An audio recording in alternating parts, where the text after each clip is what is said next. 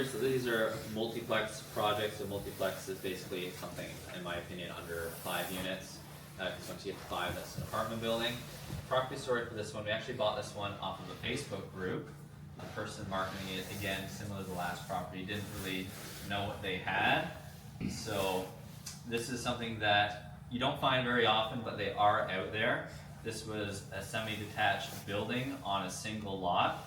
And if you check the zoning bylaw for every semi-detached dwelling, which there's 2 semi-detached dwellings in every single semi-detached building, you get a development credit.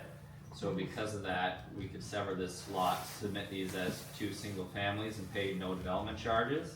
So every development charge, of course, is over $100,000 at this point. So the person selling it wasn't aware of the savings, so we were able to get this at a pretty decent price. This one we started a long time ago, before a lot of these changes came through. So we started in 2021, had to do site plan control, which is a harder planning process to get through. So basically right when we finished, they announced that you don't have to do site plan control for sites underneath 10 units. So we basically threw that out, and then we basically went straight for part lot control and minor variances and severance. Or well, I guess part lot control is the severance. Yes. For anyone, I guess for people who don't know that, there's 2 different ways to sever a lot. One is part lot control, and one is consent. They're just a different process to go through. So we did that. Was this the building with tenants not paying? Oh, one of them. Yeah, we bought a few of those. This was, the existing building was like a crack house, like a legit crack house. That's good they weren't paying. Yeah.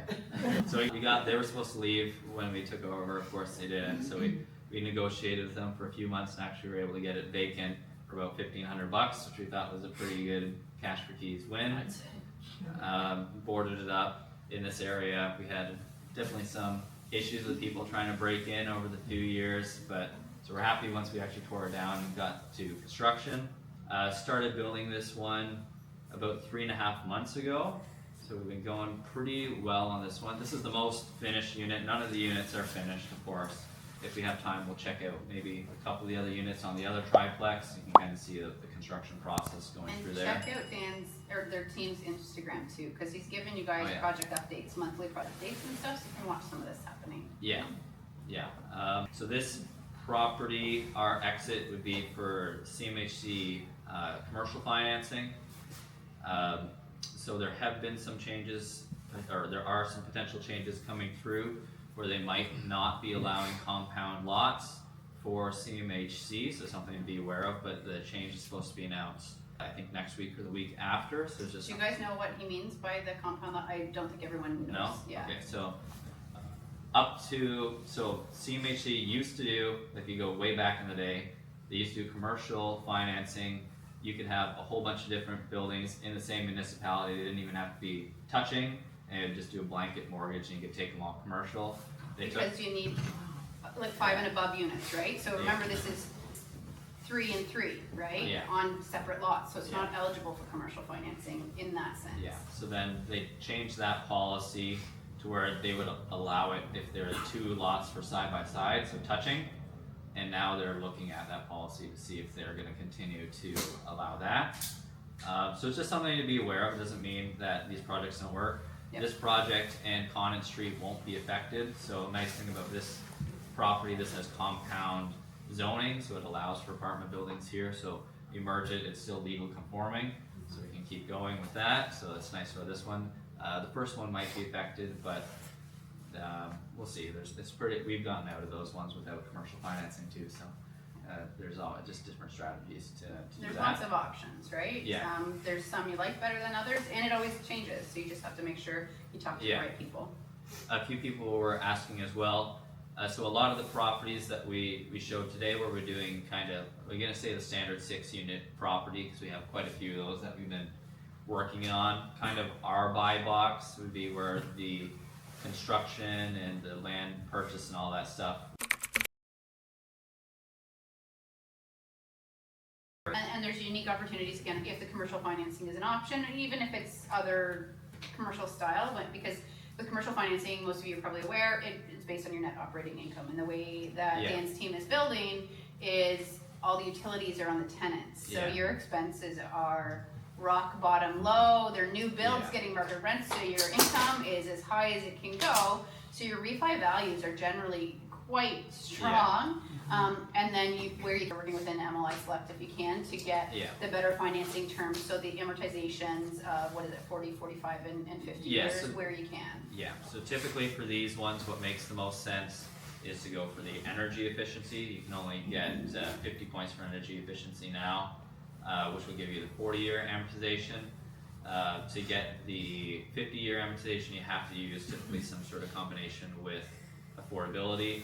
But in our area, with these smaller developments, typically if you do one affordable unit, it's gonna wipe out your project, unfortunately. So it's not really, it's great to try to get affordable units, but you don't wanna go bankrupt just to make them for the municipalities. So unfortunately, it's kinda left up to the bigger projects to add affordable units.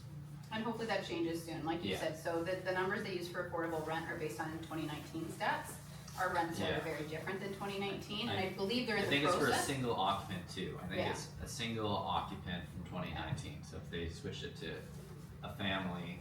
With Yeah, so if they numbers, update it this, makes a little and more is it, and Gretchen, you two might know, or Dan, is it, what percentage below is it supposed to be for it to be affordable?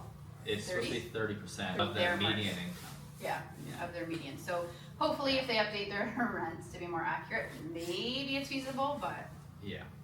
We've done a whole bunch of different strategies, like probably one of your better ones is if there's a decent house on the property, you can get your typical A financing, and then you can put your 20% down, and then you can use the money to go through the planning.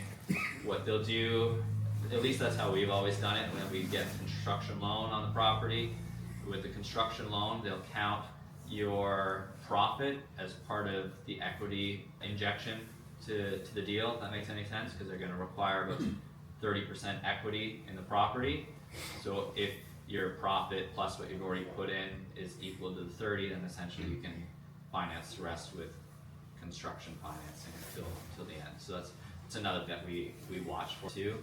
Like, when is the construction financing gonna be able to take over?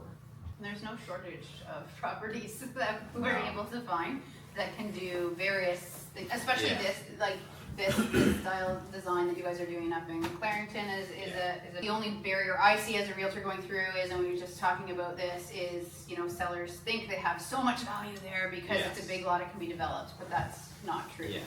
Builders aren't gonna overpay because they can make it something else. Doesn't make sense to throw an extra 200,000 in No. there, Right. just because it's gonna be, sometimes that house has to be demolished, it's a cost, it's a hindrance, right? Yeah. Now, sometimes if it's located, there's development charges and rebates and stuff that you may get, but at the end of the Yeah. day, the net of that may not make sense paying an extra chunk of cash for that, and especially for, I think, missing middle style housing. Yeah. You're not gonna overpay on the purchase, but there's definitely, been a lot of lots and stuff out there we've seen in the last year that have good. Yeah, if you wanna do one of these, you'll be able to find a property for sure. Oftentimes, like you said, it's not gonna be the one where the person knows that they can develop it. It's what you see in this kind of space, is people don't really know how to develop, and they'll pay for like 2 or 3 studies, which is like 15 grand, and then they'll be like, right, instead of 700 for my property, I want 950 because you can sever it. Like, well, did you sever it? No. Did you pay the development charge? No. So why don't I just buy the property next door for 700,000 that can do the same thing? Just do that. And they're like, oh. So, yeah. You can do it, it's not the hardest thing in the world. People don't do it, they won't do it, Yeah. they won't do the hassle, they won't go through it, so. Yeah. Yeah, so any more questions about this project or anything, or, I don't know, Dan, if you wanna talk to the so for these guys, like, Oh, yeah. anyone who's here, what services do you guys offer, from building for people to partnerships or anything like that? Yeah, so we do both. So for customers, we'll do basically design, development, all the way through construction. If there's someone who's newer to this, which I'm sure lots of people here would be, if you want help purchasing your property at the beginning as well, kind of getting someone who's done this before to look at it to see if it's a good deal, we can do that as well, but we'll have to charge a fee for looking at the property. It does take a decent amount of time, even though we've done a number of these, to make sure that it is a good one. So if you're sending us properties, we'll charge per property. For people that would rather partner with us on properties, we'll find the property and take you all the way through to property management, because we do have our own in-house property management company, and it basically just the money, and then we do the whole thing. So that's basically our services. Perfect. And I even regularly for clients, so we have one that just built a garden suite with you guys. I will often get you guys to put your 2 cents in before we go firm on a deal quite often to make sure, because as much as I know a lot of this stuff from working with you guys for a long time, I'm still not gonna sign off and ever promise that I'm sure you can do X, Y, and Z. So we'll leverage your team as well to give us sort of a feasibility or an opinion there. Yeah, we can take a quick look at something, but to get people to understand kind of, even for a property like this, where we've done a bunch of them, the due diligence, I'd say, is at least a half day's work, if not more, and often it's more. So if someone's really wanting to know, can I buy this, and there's things that come up, and it's going to take you a little while to figure out that. So you don't want to have it where someone wasn't aware there's 160,000 in servicing because you didn't dig into it long enough, but they're putting the onus on us to figure out all those costs. Then we're gonna have to charge, because we're gonna have to look at it for a while. Right? So. And on that note, don't expect a 24-hour turnaround time if you're requesting this type of service from these guys. No. I wouldn't think. No. You know, more forethought and more notice probably helps a little bit, so they can do their due diligence. And you guys know they've done all this stuff a bunch of times now. So, Is there a minimum that you ask of somebody if they want to partner with you? Or is it like per project or something like that? Or? So if someone wanted to do one by themselves, it'd be in that for something like this. If we're doing something else, it'd be less, 600 to 800. But we do have it where we can work with several investors, and the minimum there would be 100,000. how much do you charge? So how much for the feasibility? It's going to depend on the property, unfortunately. Yeah. Well, yeah.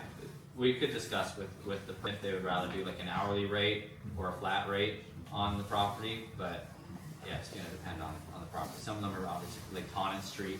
You're already zoned for it. We just do a site plan and get it figured out pretty quickly.